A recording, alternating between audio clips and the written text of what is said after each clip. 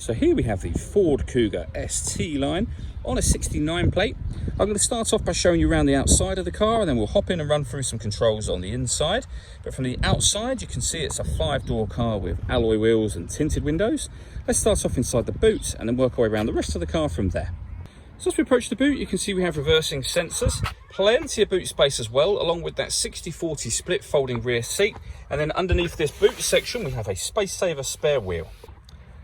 Okay, so we're just going to work our way back round to the front of the car, and then we'll hop in and run through some controls on the inside. But now that we've done a full circle of it, you can see it's in excellent condition the whole way round.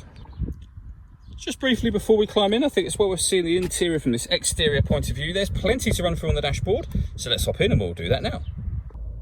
Okay, now that we're inside the car, we're going to start with the dials. On the left-hand side, we have the rev counter, and on the right-hand side, the speedometer. At the bottom in the middle, we have the fuel gauge and coolant temperature gauge. And then above that, we have the trip computer, which includes the total miles for this car. They are 5,278. You can change the information displayed in that central display area by using buttons on the steering wheel for various different bits of info, including the digital readout for the speedometer that you see being displayed now. To change those bits of information, you just need to use these buttons on the left-hand side here. Beneath that, we have cruise control and speed limiter. And over on the right-hand side, we have stereo controls, phone controls, including voice activation for the phone in the middle there as well. Of course, you can only use the phone controls after such time as you paired the phone up. And that is done over on the touchscreen in the center. Hit connecting phone and then add phone. Search for your vehicle on your device and select it once it is found. And then just follow those instructions on screen from there. It's very easy to do. When it comes to music in this car, firstly, you can turn on the stereo just there. Plenty of different ways in which you can listen to music.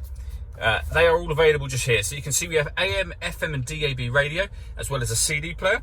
You can stream your music wirelessly via Bluetooth audio as well. If we come back out of here, you'll see we also have satellite navigation. There's a full video that shows exactly how this works that you can find both on our website and also on our YouTube channel as well.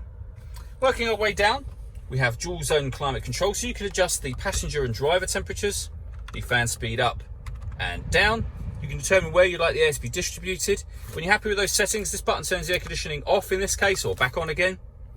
Or you can hit auto, and the car will now maintain the temperatures you've asked for by taking full control of the fan speed for you. You can override that at any time you wish to, simply by readjusting the fans. We have a rear heated screen and a proper heated front screen as well. Underneath that, this one turns off the stop and start. This car is designed to cut out when it's stationary in traffic, which will save you fuel. You can turn the system off like that. You can turn off the parking sensors from here. And this one turns on the autonomous parking. So if I hit that button, this car is able to parallel park or perpendicular park itself. It will take control of the steering for you while you operate the brakes, the accelerator and the gears, but it will tell you what to do every step of the way. And actually, again, we have a couple of videos showing how this works. You can find in the same places as before.